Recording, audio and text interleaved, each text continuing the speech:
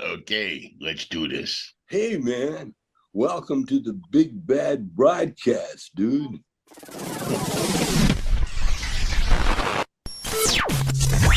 They say one friend out of every group has the potential to be a serial killer. So I pushed Bonnie off the cliff in case it was her.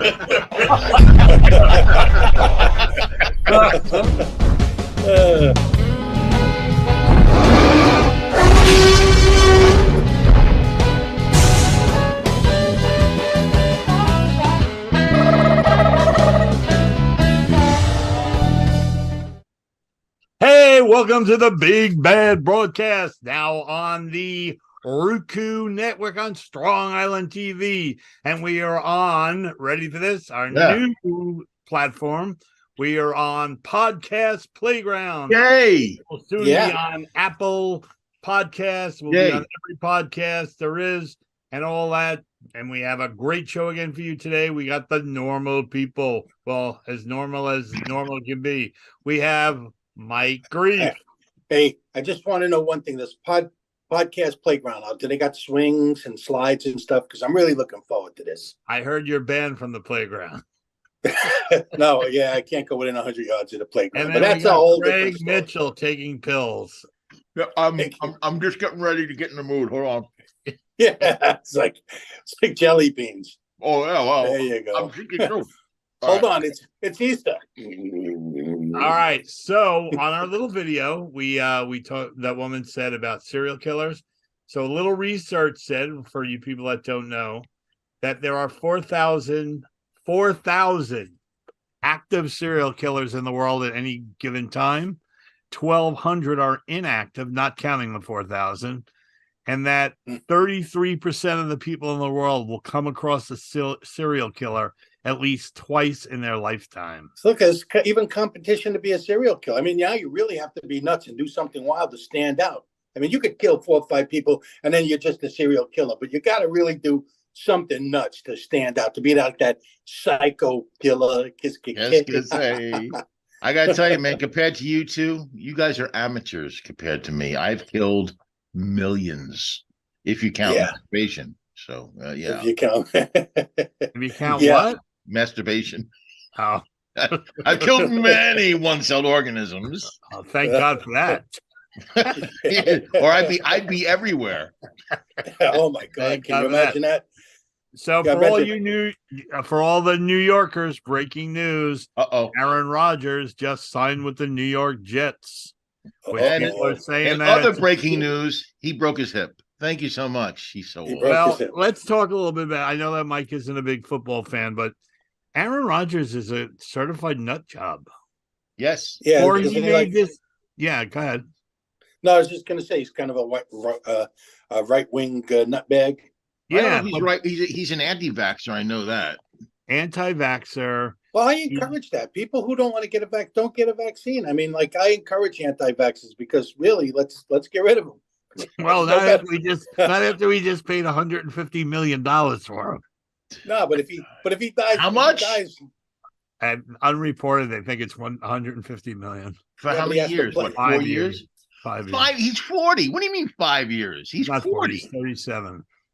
Oh, he's 37? Yeah. Doesn't he have to play to collect the money? I mean, like, if he died, then the money would they wouldn't have to pay. Well, here's the story with this guy. Here's the story. In order to make the decision to come to New York Jets, he had to go in his dark, what do you call it? His dark closet meeting, with his dead relatives to see if they would decide whether he could continue to play. You say that like that's out of the ordinary, though, John. So that's what I don't get. I mean, you say that like that's not something we commonly do. And next weekend, he's the keynote speaker at the hallucinogenic convention. You should get him on your seance show. Yeah. So what he does is he takes a bunch of mescaline or something or mushrooms and goes and talks to his dead relatives. So they say that they want him to come to the Jets so that he can mentor the rookie quarterback we have. I guess he's going to teach him how to take mescaline. Zach Wilson? Yeah.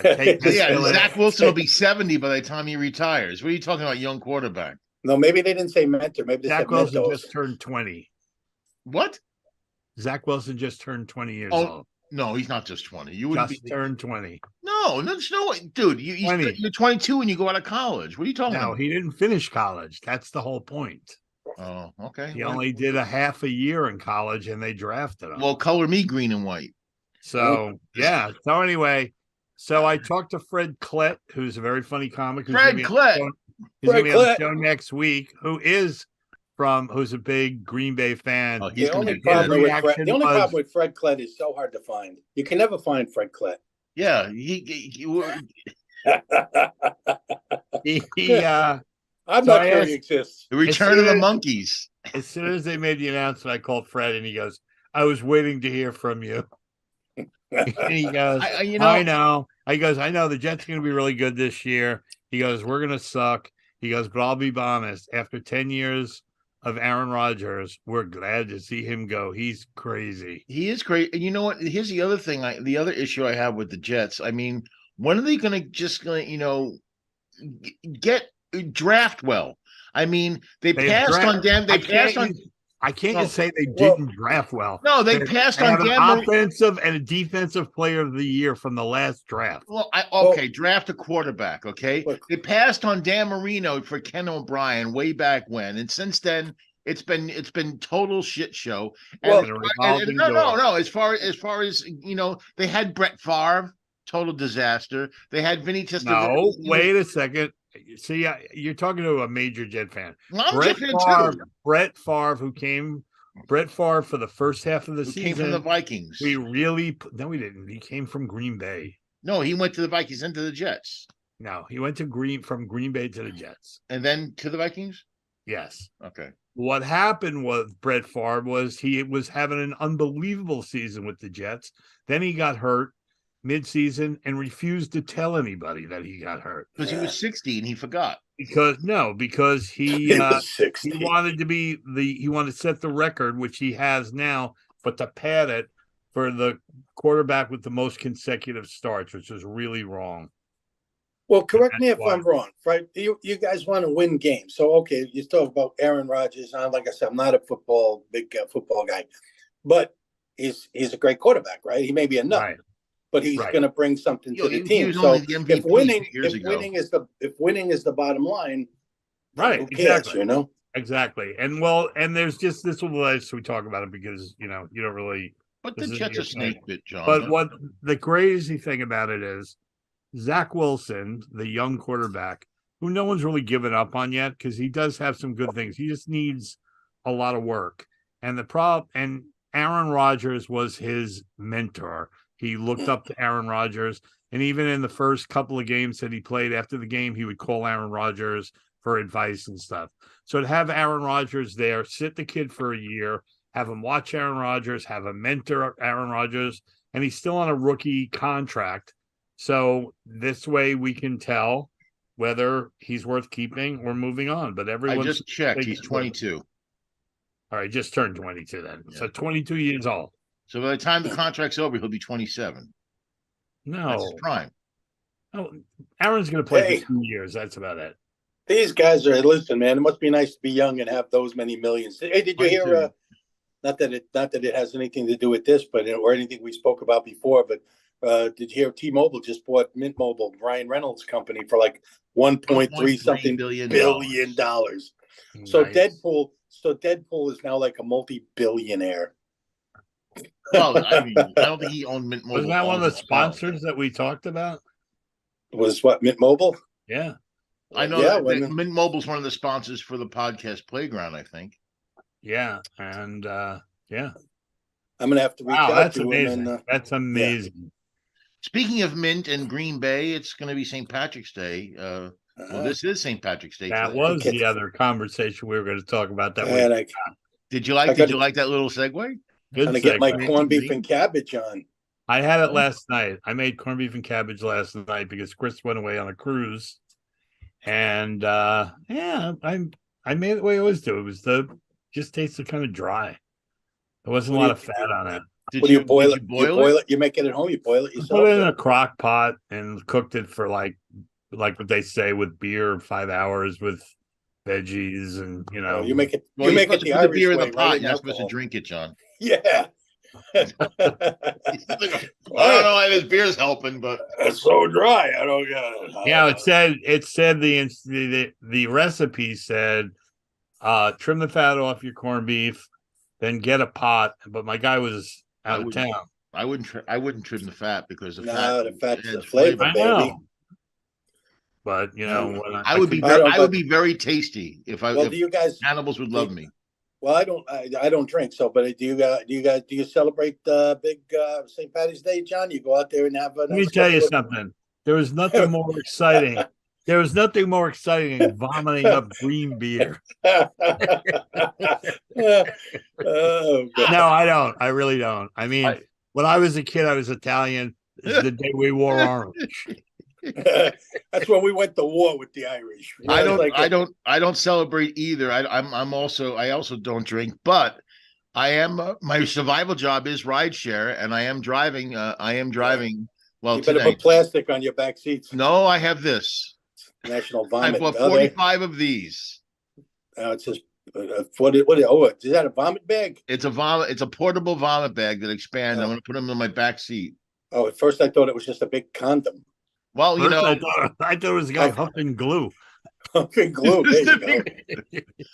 I thought maybe his airplane was having a problem, and this dropped from the ceiling. That's what it looks like too. Yeah, right. Well, we were saying that every airplane they used to have vomit bags, and you don't see that anymore. What is nobody get sick on an airplane anymore? No, yeah, they still have vomit bags, but the vomit bag used to be an ad to get your film developed. Which was so funny. You could put your film in the vomit bag and send in the vomit bag. And I was wondering how many bags of vomit they got at the thing. Oh, I got another one, asshole. Yeah. So the vomit helps develop the film. I don't even understand that at all. I just don't.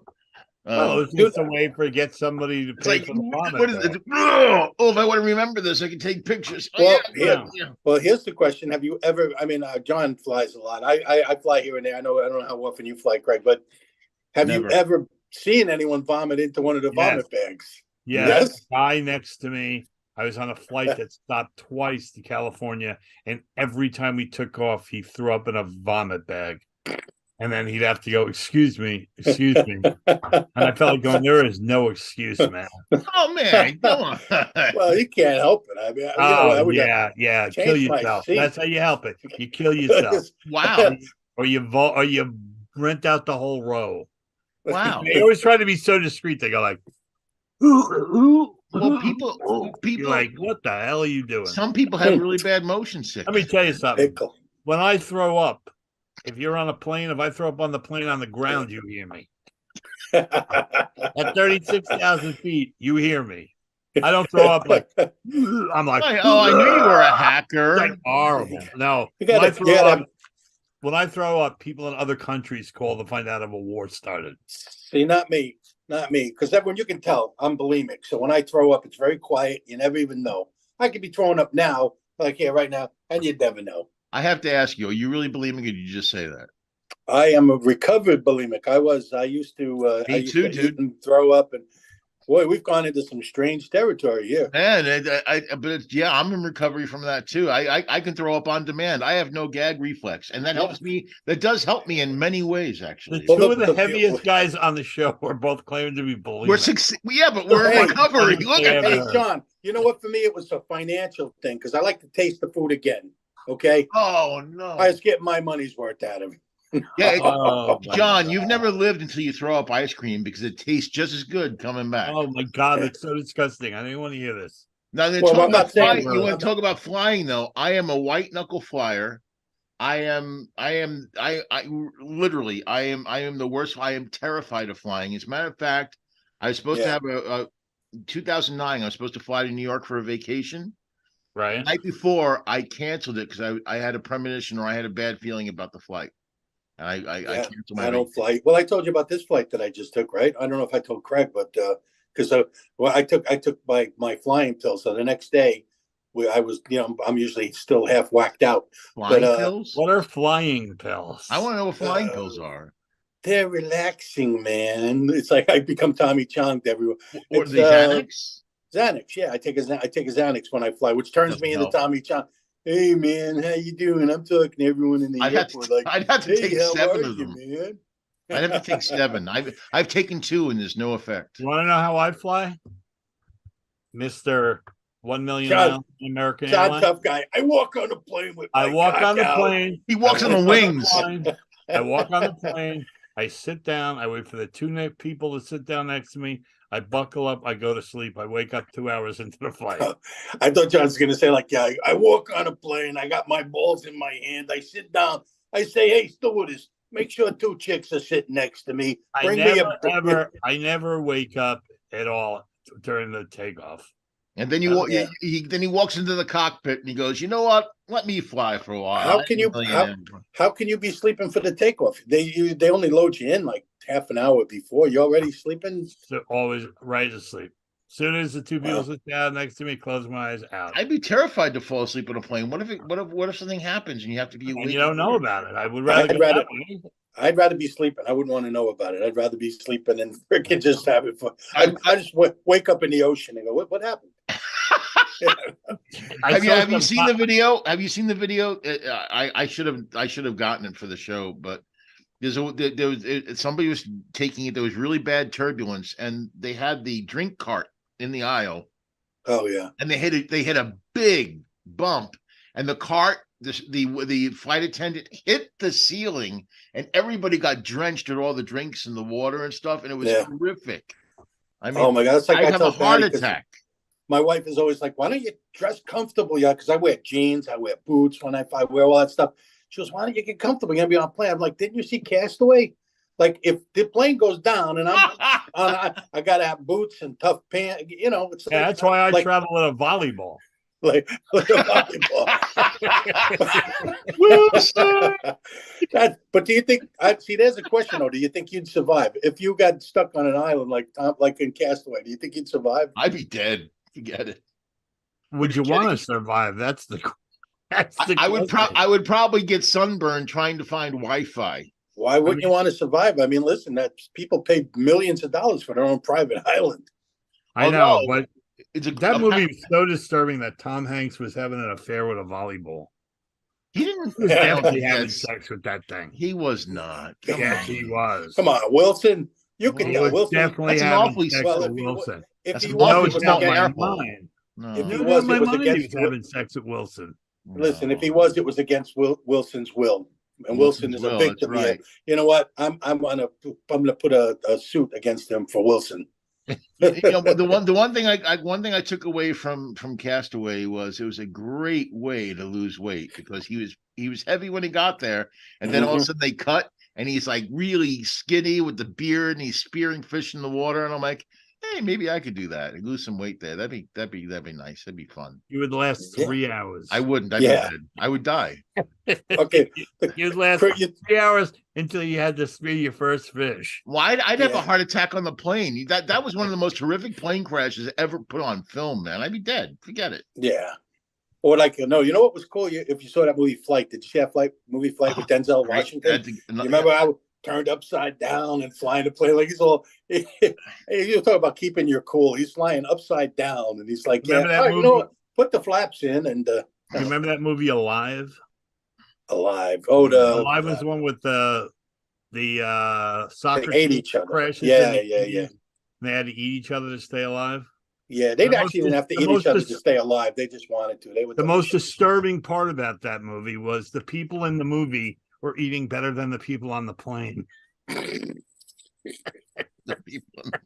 Well, you know, they're on the plane had a nut allergy, so. Okay, you want to hear? Okay, you're talking about eating during a movie. Have you guys seen the movie The Whale? Yes, I haven't. It's about a morbidly obese man who. Right. Well, I mean, you want to talk now? I get I'm sorry, I get the award because I watched it the other night while I was eating dinner. And come on, that takes a lot to come on. Mike, you know, that took a lot. I think of The Whale. Yeah. I think of that movie with what is that movie with De Niro where they all had the different names? He goes Tommy Two Fingers. Oh, that's Goodfellas. Yeah, Goodfellas. When he goes Tommy Two Times. Jojo the Whale. Rumor has it a dog once died in his shadow. That the guy who played that actually came. I did a show years ago with Labriola. We used to do the Night of 1,000 Guidos, and that guy, no, the guy who played Jojo the Whale. Oh, was in the audience. We had him stand up and take a bow. Yeah, I was like, the greatest dog line once died in his shadow. Rumor had it a dog. Tommy 2 times. I'm gonna go get the paper. Well, what do I know about the restaurant? When I was a kid, I love that movie, man. When I was a kid, I used to go upstate with my grandmother with our whole family to this place called the Pine Hill Lodge. Right. And there was this old lady that was about 1872 at the Pine Hill. She would tell a story. She would tell some long-winded story, and before there was electricity. And then we did this and we did that, and then we're going to this thing, and she go on and on and on like we never. And she goes, "I say," and then repeat the entire story again. Was she fucking Leghorn? And it's like I say. It was like, holy shit! How many times are you going to tell a story? But that's the thing is, why is everyone so polite? I mean, why does nobody ever stop somebody and go, "Oh, you just told that." It's like you can do it in a polite way. You don't have to be like, I have to admit, my roommate, and I'll say his name. He's a famous comedian. His name is on the wall at the Comedy Store. Joey Gaynor. He is quite verbose in a most unassuming way, but sometimes he'll go on with the story, and I'll say, "You know what? Stop." I'll be like, "Stop! I've heard it before." So when you get to a certain age, politeness goes out the window. It just does. Yeah. Stop. Not shut up. Yeah. Stop. You know what, man? I try not to be too polite because fucking people these days mistake politeness for weakness. It's like sometimes you just got to tell somebody, "Hey, shut the fuck up, or I'm going to pull your teeth out with a fucking rusty pair of pliers. I'll pull out your heart with a fucking melon ball. Just shut the fuck up." Have you ever thought about teaching kindergarten, Mike? Yeah, it's my dream, Craig. That's my dream. So funny. What's so funny is when you say stuff like that. I had a professor, and when I went to X-ray school, who was just kind of a tough guy, and his big line was, "I'll vein your cock with a dull clam." That was the Otto fucking wasn't that Otto and George used to say that. I remember that. I remember he said a heckler one time. It was like somebody said something. Maybe that's where he got it from. And he looked down at this guy, and that was Dangerfields, and I was a regular at Dangerfields. And everyone, when Otto and George went on stage, if anyone doesn't know, Otto was a puppet, and George was the guy the opposite. But they were both alive. But anyway.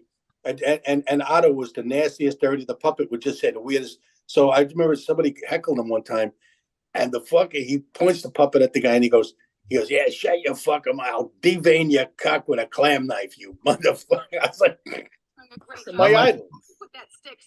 Sorry. Oh, he's got some video. My favorite Otto and George line was like, "I don't want to say that she's hairy. I don't want to say I don't want to say she's hairy. Yeah, she's hairy down there, but her vagina looks, but it looks like a hatchet wound on a gorilla's back. Really? I don't know. That brings us to a whole. I'll bring it back to like a normal Otto and George story. That's normal. I was performing at Dangerfields, and they had a Sweet 16 party, and the woman didn't know enough to ask our friend at the door whether the acts change every week. So the week before, they had some like tofu acts there, and this woman was from the Upper West Side, and she had like pearls on and just the hair perfect, and all the kids were dressed to the nines, sitting in the front row at Dangerfields for a 16 party. And Bobby says, "All right, Otto, go do your thing." So Otto walks out on stage and looks at the lady. His opening line, he goes, "Hey, lady, yeah, you with the pearls. Do you ever eat Mexican food and rocket yoo-hoo out of your asshole?" And she picks up a napkin and she goes, "Oh," like she was gonna faint. It was like out of a movie. She goes, "Oh, I have the vapors." And he goes, "That's why they give you the sour cream. It's not for your food. It's to put on your asshole the next morning." Oh my God. Oh, that feels good. I shouldn't do that. Gay guys get turned on. Do you know? Have you ever worked with Maurice? Oh yeah. More no. All right, so probably have, but I can't remember shit. I was an open micer at Chuckles, and my brother and sister-in-law, they never really supported me. They finally came down to see me at Chuckles, and Maurice was like the guest headliner. It's disgusting. What? He was disgusting. He was. Well, he might be watching this, so I'm not gonna say I like Maurice. I talked to him on Facebook, but the thing is, he used to do a blowjob impression where you put milk in his mouth and he would do this and spit the milk out all over, like, right?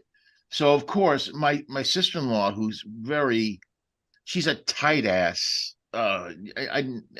She's like that woman with the that's exactly who she is. It's a little sour cream. Yeah, she's sitting up front, and Maurice does the joke, and the milk goes all over her. She had like a fur on and shit. She's like, oh, and I just thought that was the best moment I ever witnessed. See, I don't remember a lot from those days. I think I might have been a little whatever, and before your time. It might have been, but for all I know, Maurice could have been my best friend. I don't remember much from back then. He might have been. Look, you call that gross, but then again, you got Otto and George talking about sour cream on your asshole. So he was funny. So was Maurice. No, he wasn't. Oh, don't say. He's probably watching this right now, John. Good. He wasn't funny. Wow, that's not cool. I'm telling you, look into the camera, Maurice. You weren't funny. Wow. Now I'm going to get a phone call after the show. Hey, Craig, can you edit out the part where I... Yeah, where Ferrantino said you suck. Yeah. Yeah, Craig, that's that part. I want to make an enemy out of you guys think I'm the most opinionated person in the world, but I'm not. No, you know what? There's nothing wrong with being opinionated. Shit. There's very few comics I dislike. Well, we always name them, don't we? But here's the list. Bales. Oh, there we go again. We had to cut this out last week. What are you doing? You didn't cut that out. I don't want you to cut that out. So I cut out when you went deeper into it. Yes, it did. So speaking of the old clubs, when we were talking about Dangerfields, I did you work there regularly, John? I was a regular at. I used to work there once in a while. Yeah. Bobby was the fun. He was the best. The best guy ever. You talk about heckling a comic. If he didn't like you while you were on stage, the bar was right there by the, you could hear, and he'd be performing, and if he didn't like you, he would yell out. He'd go, "You fucking worthless sack of shit! Get off the fucking stage, This is my favorite Bobby story, which I know I've told you before. It's me, Richie Minervini, and Dan Sheehan. Right? Fucking Sheehan. So we walk in, and and Bobby goes, "How you doing, John? Good to see you." He goes, "Richie Minervini, one of my favorites." Dan Sheehan walks in. He goes, "Oh shit." So Dan says, "Yeah, listen, the reason why I don't do well on you." "Oh, what is it, Danny boy?" Yes. That is bad. He goes, "It's because you don't give me any, a good intro." And he goes, right. "Oh, I apologize. What would you like me to say about you?" And he goes, "Well, I'm going to be doing colleges. Very good. Colleges across the country. Oh, across the country. And I'm going to be on Comic Strip Live in the fall." "Oh, Comic Strip Live. Nice TV show. Good credit." And I've been doing, and he goes through this whole list of stuff, and he goes, "All right, ready to start the show?" And he goes, "Yeah." He goes, "Bob, I really appreciate the intro." He goes, "Ladies and gentlemen, Dan Sheehan." Oh my God. And he walks on stage. On stage. This is the most pathetic thing I've ever seen. And he goes, "That's it, Bobby. That's why he goes, that's why I don't do well. Because people, you don't give me any credit." He puts his arm around me and goes, "It's like this, Danny, my boy. No one gives a shit what you're doing or where you've been. Because I've seen your act and you're fucking going nowhere." Well, now he's going to prison is where he's going. Now he's in prison. I don't even want to tell you what Bobby used to say to me when I come in. You can't even say it on the air. Yeah. Because he knew I was from the housing projects, and I'd get there and I'll clean it, but he'd like, "Mike, how are the blacks tonight, Mike?" But he didn't say blacks. He said African Americans. He would, African. He cleaned out. Yeah, trust me, he was. But he was. Well, he was nuts, but he was funny. He was really. He was. Dan Sheehan. No, I mean we idolized John Mulrooney. By the way, did you know that? Yeah, a lot of us did. Mulrooney was. One night it was me, Richie again, and I think Mulrooney. And this kid walks in, he's all nervous. He goes, excuse me, mister, do you have a prom show? And Bobby never looks up from the podium. He's just right. And he goes, yes, we do. And he goes, could you tell me what the deal is? He goes, the deal? Let me tell you what the deal is. The deal is simple. You give me $15 a person. I give you 2 watered down Cokes, and you get to watch this shit. It's like the 3 of us. Oh man, you get to watch this shit. You get to watch this shit. This shit. He was a character. He was a character. What else do we have on our agenda? What else? We talk about the Oscars, where we're going to have a big disagreement. The 3D rocket that I was all excited about last show didn't go off. It was the Falcon Heavy that went off. Wow, that's why heavy, when I heard that explosion, was a sonic boom. Oh. But what's a Falcon Heavy? Is that like the rocket that takes drugs to the space station? That's heavy, man. It's a rocket before it goes on Weight Watchers. Yes, it's before it lands on the Castaway Island. That's a fat rocket. Most of the Falcon Heavy's bringing supplies to the space station, if I believe. Why do they call it Falcon Heavy? Is there a Falcon Light? Yeah, there was a Falcon, I think. But for when you're driving, you don't want to put too much Falcon in. You got to go Falcon Light. Okay, that makes sense. But isn't that supposed to be like a moon rocket? The Falcon Heavy, is that supposed to be? That's what. Yeah, it's supposed to have like the highest thrust or something. Well, the only thing that's more than that is the Starship, right? When are we going back to the moon? We're supposed to be going back to the moon. They said by 2025, man. They last night NASA released their new space suits. They're really streamlined and How do they look like? They'll normally be white, but they were in black because they didn't want to get them dirty. They had a cover. What? That's what they said. They're black and white. Is the moon? They're just much more mobile. This guy just comes walking out with a tether and he's doing knee bends, doing all this stuff. They should launch that to AC/DC's Back in Black. That's what they should do. So yeah, it's they're going up there. They're going up there to turn off the space lasers. To answer Mike's question, I tried to answer this last week and you guys wouldn't let me finish. That's great, Craig. Anyway, John, where's that playoff music?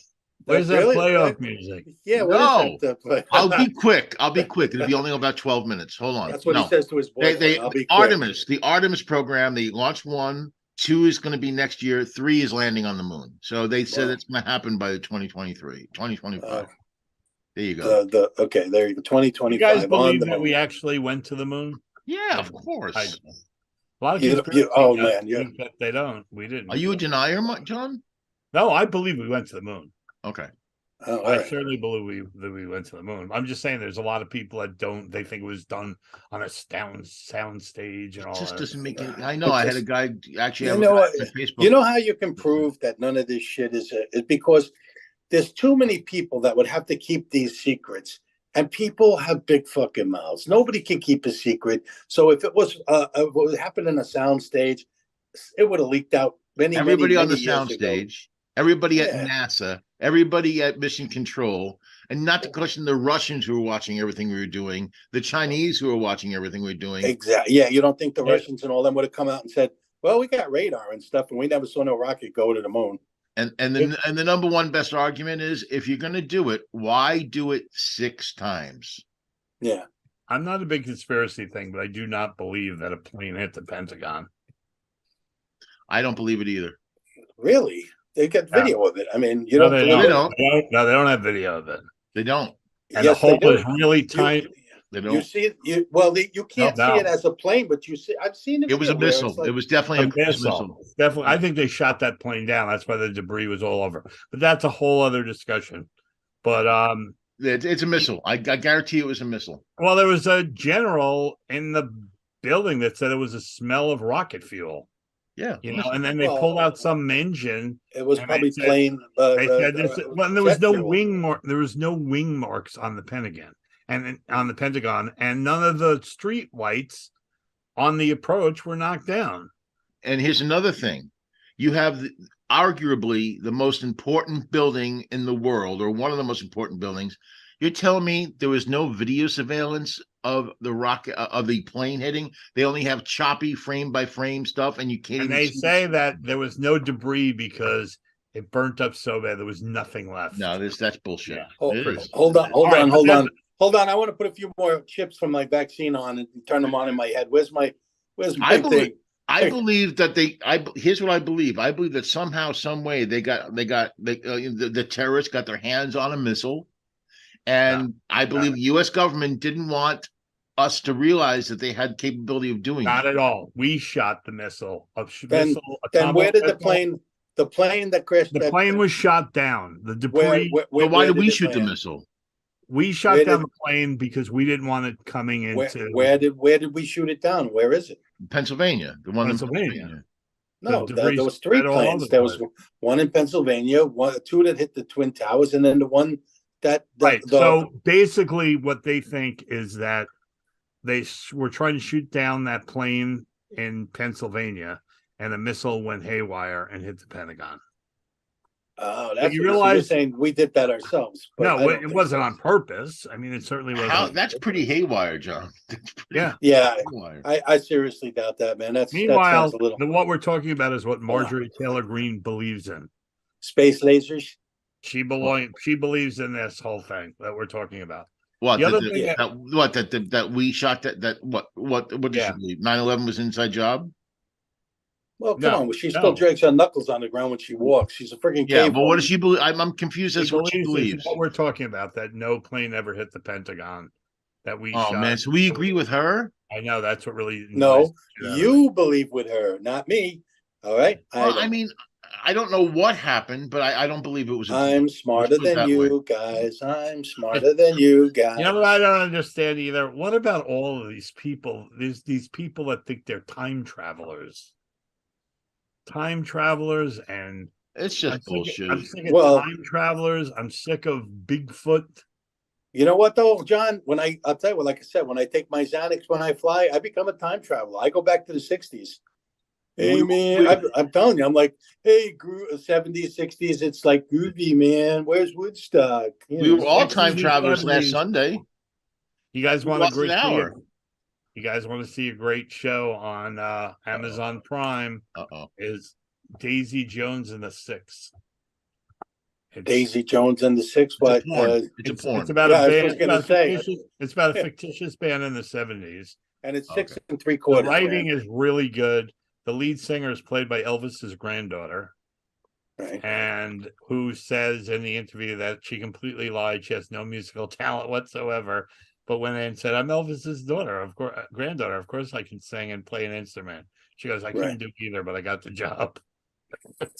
But it's a really good story. And if you like 60s, 70s music, the music in it is excellent. That's all I listen to, man. In my car, that's all I got is excellent. I got Sirius radio, and all I got. Like all of a sudden, you'll get a record contract, and all of a sudden in the background, you'll hear like Incense and Peppermint starts playing. And it's great. It's a really good show. They release 3 every Thursday. What's it called again? It's called Daisy Jones and the Six. From the people who brought you Debbie Does Dollars. You have to see Daisy Jones and the Six or whatever. Well, there was only 5 of them in the beginning, but they said they couldn't use 5 because they had the Dave Clark 5, the certain 5. They go, well, it doesn't matter. We'll just call ourselves the Six. The Six. But there was only 5. And then this chick, Daisy Jones, joins. She's a songwriter. And I think she's supposed to be like Joni Mitchell. It's really good. Really, really good. I've just discovered I've watched about, I don't know, a bunch of episodes. It's that Ricky Gervais called Afterlife or something like that. That's going into his 3rd season now. Yeah. And it's really, really good. I mean, I'm a great actor. He's a great Ricky Gervais fan. So, he's an amazing. I can't believe you. You know, it's funny. A lot of comedians turn out to be great actors. You know, singers, comedians. There's only one that won an Oscar. The only one comedian that's won an Oscar? Yes. Well, because they don't give Oscars to comedies. And who was it? Robin Williams? Robin Williams. Got to be. But Jim Carrey and also Steve Martin have been nominated for comedy, but they never won. But the thing is about those guys, I guarantee you, because nobody takes a comedian serious. Like Adam Sandler, when he tries to do something serious, they don't take it like the thing he did with I love it. It's actually what's the one where his wife was killed on 9/11. She was on one of the planes and he kind of lost his mind. It's an old one. It's an old movie, but he lost his mind. Rain Over Me. It's called Rain Over Me. The Spanglish is good too. he gives a hell of a performance. I mean, he's really a good actor. You hear that, Adam? I love you, man. Hire me some more. Spanglish is a good movie he did too. Spanglish, yeah. Uncut Gems, I hear he's really good in that one too. Right.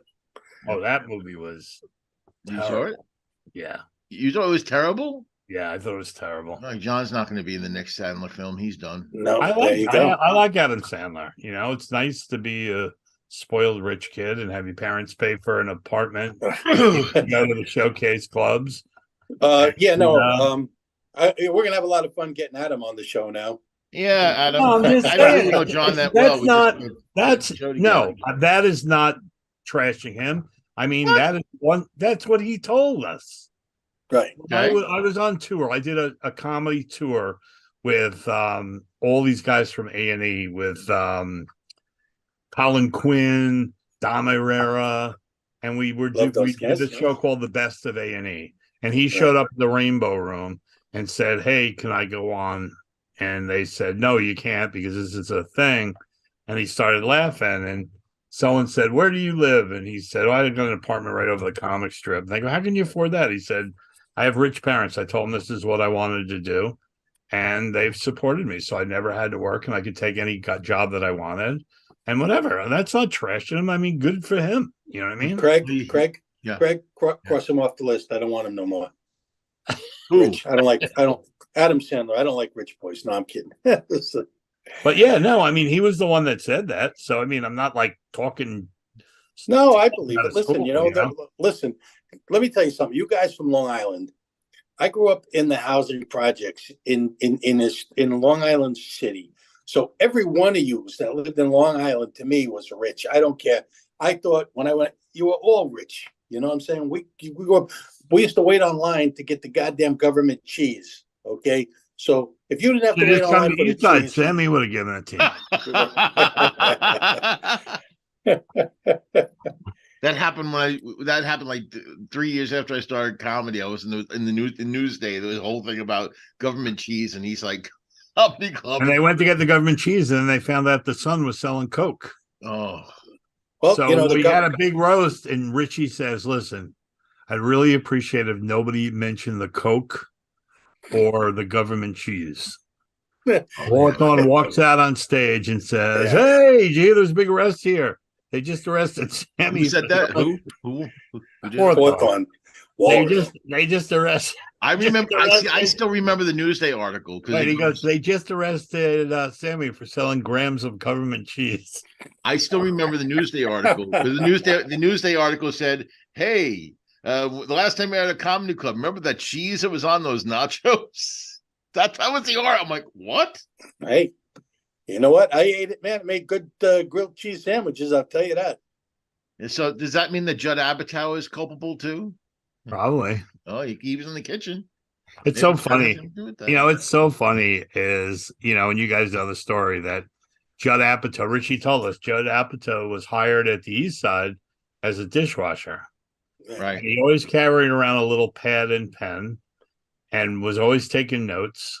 And he was really good friends with Hal Spear because they were about the same age, and, and he was one of the, he was like a punch-up writer on Superbad. And tell me that guy isn't Hal Spear. Right? Oh, Think man. about it. It's Hal Spear. Yeah. And didn't what's his face? Seth Rogen wrote Superbad when he was like 18. Yeah, but Judd Apatow. So apparently Judd Apatow's dad was a pretty famous scriptwriter in Hollywood. And he kept telling us, I'm going to go after high school, I'm going out to Hollywood. I'm going to become a writer. And we just thought he was crazy. I mean, we were told, be nice to him because he's not all there. Right. From Richie, probably, Well, because he was, he told Richie that Richie wanted to drive him home one night to Port Jefferson. And he said, "What does it cost you to come here round trip?" And he goes, "About $70. He goes, "What do you make?" He goes, 40. So Richie, it cost you. He goes, "It cost you $30 a night to come to work." Yeah, and he was paying to be around you guys. He goes, "Yeah, I just want to be around the comedians." Yeah. But at that point, Richie told us to be extra nice to him because he wasn't all there. You know what, though? Want to know what a nice guy is? Maybe, like I said, he loves comics. And when he did, talking about Adam Sandler, what was it? Funny People. Remember Funny? That was Judd Apatow. He hired all these kind of like Monty Hoffman was one of the guys. And Monty had been in he was in the VA at the time. He'd had a stroke and he wasn't doing well and whatever. But they called up and they said, I brought him to the opening of that. It was a preview, actually. It was in an editing bay. The funniest thing, Monty had the date wrong. We showed up while they were still editing. It was supposed to be a showing of the film, but we showed up during they were edits. And Judd Apatow let us in, hung out, eat craft syrup, watched them edit. You know, I mean, we had a great time just hanging out. He's a nice man. Yeah, you can say maybe he's crazy, but he's a nice guy. Oh yeah, no, he wasn't crazy. Now John's going to trash him. Go, John. No, he wasn't crazy at all. You know what I mean? He was a really nice kid. But Richie just thought because, he was Richie. I think Richie looked at him as, here's this kid walking around with a pad who thinks he's going to be a writer, and he's spending all this money to come to work. He's costing him more than making. It's not normal, that's all it was. But we were real nice. I mean, who his favorite comedian is, who he said, believe it or not, on many TV interviews and stuff? Zabrowski. Really? Yeah. Well, back when Zabrowski was alive, he was a pretty funny guy. He is. Jeff called me up the other day. I told you yesterday, one of the funniest jokes he ever said. He goes, I live on Merritt Island. I can't even go in the ocean anymore. And I go, why not? He goes, I'm afraid of the great white supremacists. Hey, speaking of Florida, I just heard something about some red tide, whatever that red tide, but it's supposedly around the whole state or something like What's that. What's a red tide? A red tide is a seaweed algae tide that forms off sea, and it's an airborne, like when you get it, your eyes water, you cough, and we haven't had it in years. But they say that there's a blob of it coming towards Florida, like 5,000 miles. Yes, yeah, like 5,000 miles. Imagine that. I mean, Florida. I might think about moving if I was you, John. I know. I live on an island.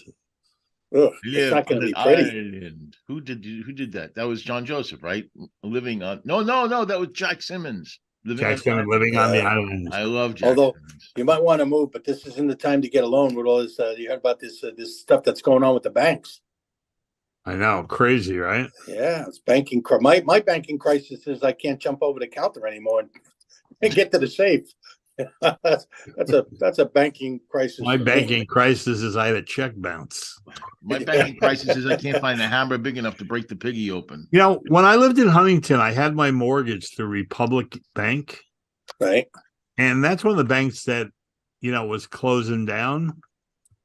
So what would happen if you had a mortgage with them? Your mortgage is paid? What? No, it gets sold. They sell the assets to another bank, and then they take over your. Well, aren't they covered by the FDIC? That's right. Our pal Trump kind of loosened up the restrictions. Well, but not only that, you got to remember that you're only even if your deposits were, it says on them, they're federally insured to 100,000. Yeah, there's most of the stuff was over $250,000 is corporations' money. It's not like a depositor like you and me. We're pretty safe with. I think my $30 in the bank. I'm not going to worry about it too much, but I think my deposits. You know how much milk money? You know how much milk money he had to save up for that? Really? You know how many kids I had to punch to get I think what Biden said is true, though. These people that are running these banks, and if they have to bail out these things, these people got to be gone because obviously they don't know what they're doing. They woke Joe up long enough to say that, huh? Oh, poor Joe. Poor Joe Biden. You think he's going to run, man? He's like 146 years. He's going to run. That is the biggest mistake. He's going to be pushed. Actually, I don't think he can run anymore. I think he's going to be pushed. Really. Well, no, I think he's going to try to run, but then he's going to fall and he won't be able to get back up. I don't know. I have. But there's no. Did we? I don't know. Did we talk about this last week? We may have. Because I said there's one. I don't think so.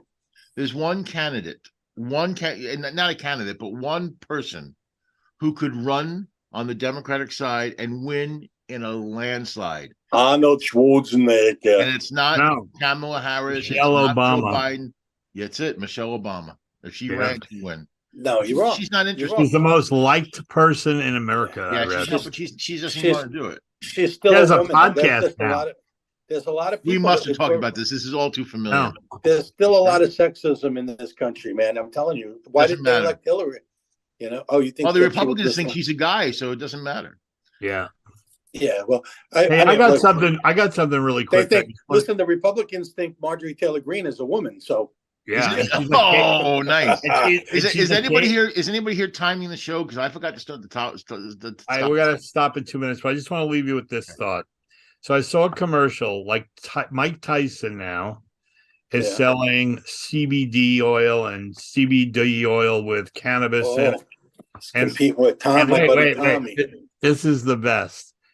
The tablets come in the shape of an ear with a bite out of them. Oh my God! I love CBD. I can't even get my voice to go anywhere. Does Holyfield get a piece of this? No, I don't know, but I mean, yeah, Holyfield gets the original piece of his ear back. And when they showed it to Tyson, he probably went, "This isn't really actual size, isn't it?" You know, that whole, I remember watching that, and that whole incident is up there with the most bizarre incidents of the past 40 years, like Will Smith slapping Chris Rock. It was the same kind of feeling. Like, what the fuck did I just watch? What I want to know is after he bit did he eat it? You don't know. He spit it out, yeah. Although he did, then he had an interview where he goes, I eat your kids. That's what he said. He said, I eat your kids. Yeah, he became like Charlie Sheen came like that years after that. I got tiger blood. What was that, Hangover 1 or 2 where they stole Mike Tyson's tiger? Oh, that was a great. That was the funniest scene when he's going, "Yeah, champ, you know, you treated your tiger with total respect." And see the guy behind the tiger, humping it. No, I love when he knocks Zach Galifianakis out. Oh, that was a great shot. You know, that's the fucking song from Phil Collins did it. He goes, wait, this is my favorite part. He knocks me. You know, Zach Galifianakis said that terrified him, that whole sequence, because they weren't sure. Does Mike know he's not really supposed to hit me? Hey, man, you gotta be a method actor. Have you ever seen Galifianakis' show Between the Ferns? Yeah, I've seen parts of it, man. He's crazy. So funny, man. Yeah. He had a Barack Obama on. That was great. And he's talking to Barack Obama, and he says something where he kind of makes fun of him. And he goes, "How does it feel to be president of the United States?" And Barack Obama goes, "How does it feel for you to know this will be the last time you ever talk to a president?" Yeah. When he had Jennifer Lawrence, he goes, "A lot of people find your attitude off-putting," and she goes, "You should be off-putting." Yeah. Come on, these people, they know what they're getting into. It's all scripted. Like, come on, it's got to be scripted. Because nobody would.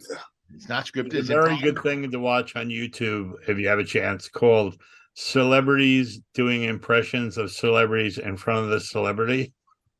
Oh, I love that. And it's really funny. So it's what's his name? The black guy, the really tiny guy. The guy with the hands.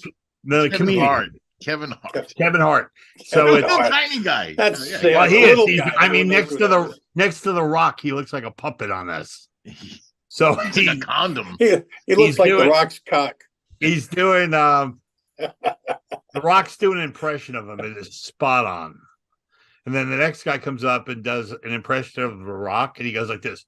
"Yep, I'm the Rock. Listen, I get up every morning. I do 4,000 sit-ups, 20,000 bench press. I chin myself 250 times. I eat a dozen raw eggs, and I'm just happy to be alive because the world is a beautiful." It's just like so what he would say. And Black Adam flopped. Thank you so much. Well, it was was now here. I know we were probably running over time, but Black Adam was Shazam. What about it? Black Adam is Shazam, right? Well, Black Adam is supposed to be Shazam's big bad, yes, but they effed that up too, and they put a Superman cameo in it. Well, now they're coming out with Shazam 2, but which is like the sort of the juvenile version. Fury of the Gods. Fury of the Gods. with Helen Mirren playing a villain. Helen Mirren, Lucy Liu, and I can't think of the third person. They're all playing. It's all three women. I saw a movie not too long ago with Helen Mirren when she was young, and she actually, goes topless, and you go, wow, she was pretty cute when she was young. Wanking to the queen, will ya? Hey, why not? Wanking to the queen. Hey, you know what? If you're gonna, you might as well look up. You might as well do it to royalty. She's in 2010. Did you know that? That was Helen Mirren in the movie 2010 with Roy Scheider. No, I don't think I saw that movie with Roy Scheider, man. Roy Scheider. He's been dead for a long time, man. Passed away, yeah, but he was great, man. He has made some great movies. He was in one of the first movies I ever saw. It was the 7 Ups. 7 Ups. He was in of course, Jaws. Jaws. One of the greatest movies of all time is The Marathon. All that jazz. All that jazz. Was he in The Marathon Man? No. Speaking of, he didn't play his brother. 7 minutes overtime. Okay, so let's say goodbye. Shut it down. Shut it down, baby. Shut it All down. right. All right. Hold on. Shazam. So next week, are we still taping? Yes, we are. Yes. Of course, we're still taping. Okay, so we haven't said goodbye yet. Let's have. I know, but then you guys started doing some Chavan shit. Well, it's a beautiful day in the neighborhood. All right, so let's have a round of applause for the guys of the show. We have Craig Mitchell. Hi, guys. Bye. My name is John Ferrantino. You can see us on the podcast playground. Yay. You can see us, and if tonight you want to watch us, you can watch us on Roku on the Strong Island. Download the Strong Island Entertainment app. It's free. Keep your hands out of your shorts 60 while you're years watching. of saying 60 years Long of Island, saying I know. Long Island. Well, And you can watch us on the show. And but next week we got a great show. Make sure you turn in. We have Fred Klett, who's got 660 million views on Dry Bar. He's got 660 million jokes. He's going to tell all of them. Fred Klett is be on the show next week if we can find him. Very funny. Yeah, we'll find him. He'll be fun.